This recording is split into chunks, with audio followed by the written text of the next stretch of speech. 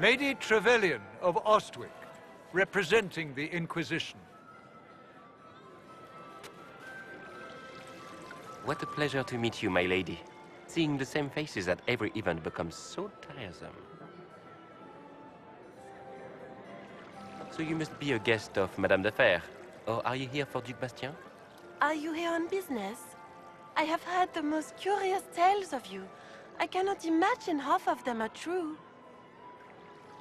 What have you heard about me? Some say that when the veil opened, Andraste herself delivered you from the Fade. I'm not familiar with that name. I was invited here by First Enchanter Vivienne. Madame de Fer is a fond nickname the court has given Lady Vivienne. I've heard she finds it amusing. I've heard very little about Duc Bastien. He hasn't been seen much at court lately. His business with the Council of Heralds often takes him from home for long periods. It can't be good for a man of his years. And of course, there's the Civil War. Bastien probably wishes to distance himself from the actions of his one-time son-in-law. Tearing up the Dales in a foolish bid for power? It will end in disgrace for Gaspard. Everyone knows it. Some of those storytellers may have gotten carried away. But only for the best effect. The Inquisition is a ripe subject for wild tales. The Inquisition.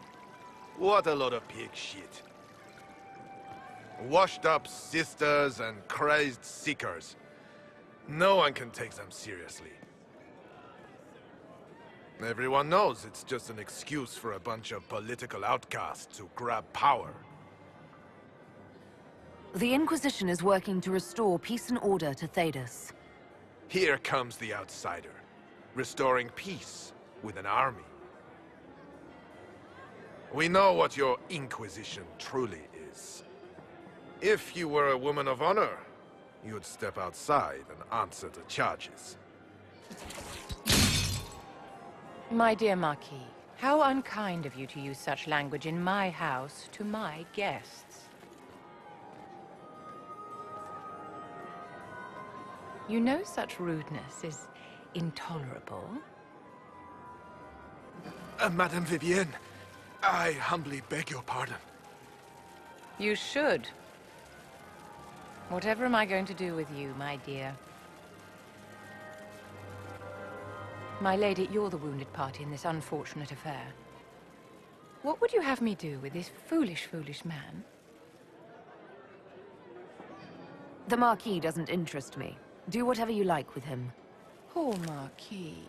Issuing challenges and hurling insults like some Ferelden dog-lord.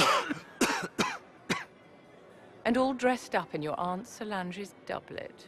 Didn't she give you that to wear to the Grand Tourney? To think all the brave chevaliers who will be competing left for Markham this morning, and you're still here. Were you hoping to sate your damaged pride by defeating the Herald of Andraste in a public duel? Or did you think her blade could put an end to the misery of your failure? Run along, my dear. Do give my regards to your aunt. I'm delighted you could attend this little gathering. I've so wanted to meet you.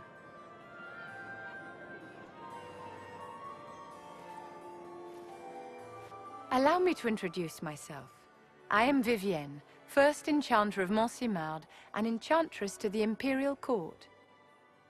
Is that Marquis going to pose a problem? His aunt is the Vicomtesse of Mont de Glace. Not a powerful family, but well respected. And very devout.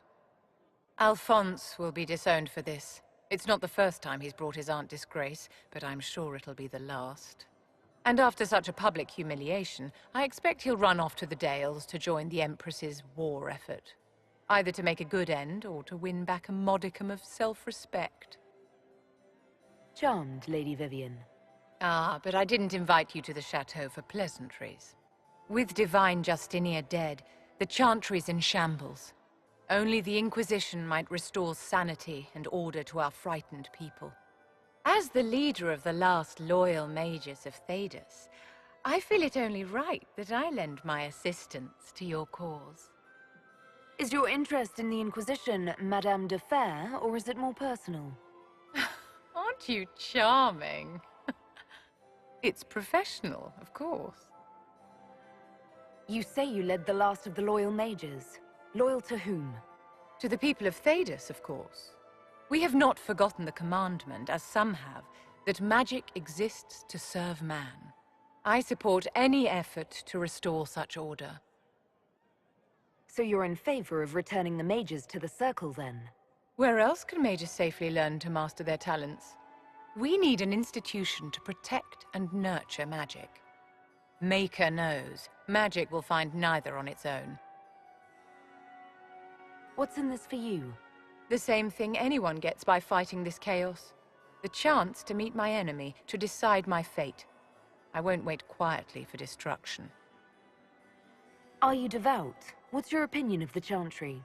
I was a great admirer of the late divine Justinian V. The Chantry, at its best, unites the disparate cultures of Thedas and looks after its most vulnerable. Had she lived, Justinia could have accomplished so much.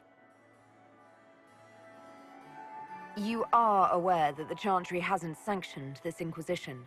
The Chantry is leaderless. They're in no position to officially sanction anything. Besides, my dear, if there is one virtue the Chant of Light teaches us, it is forgiveness. Once the Inquisition has sealed the breach, I'm sure the new Divine will not care in the slightest about official permission. What exactly can you do for the Inquisition? I am well versed in the politics of the Orlesian Empire. I know every member of the Imperial Court personally. I have all the resources remaining to the Circle at my disposal.